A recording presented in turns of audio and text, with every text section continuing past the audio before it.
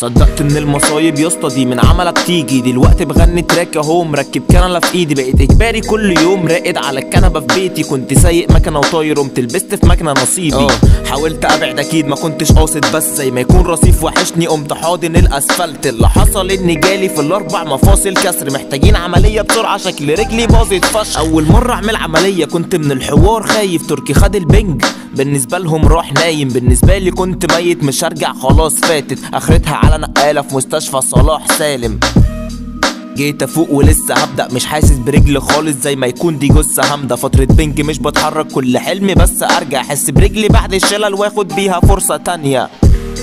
ما كنتش عارف اعيش سني، بقيت وانا ماشي بشيل رجلي، اهمالي في نفسي نصيب جسمي، حياتي كاسبها في كيس شيبسي. الحادثة يوم السبت وامتحاني يوم تلات، والامتحان مهم فروحت اللجنة بالعكاز، اكيد مش همشي يعني بعربية رايح جاي، ذكرى مؤلمة فشخ بجد اليوم ده صعب انساه. العمر غالي بس للأسف انا ما كنتش حاسبه عيبي، وقتي ضاع اتسرق مني من لما كنت بيبي، دلوقتي الصحة تاج بس محدش شايفه غيري، كنت بخرج بس غصب عني انا محبوس في بيتي. مصايب ما بتجيش فرادة، قولي مين اختارك، هل ده امتحان من ربك ولا رد عن اخطائك؟ بحمد ربي جت في رجلي باقي جسمي مفيش اصابة، رغم انها ما كانتش سهلة مركب مسامير وخياطة.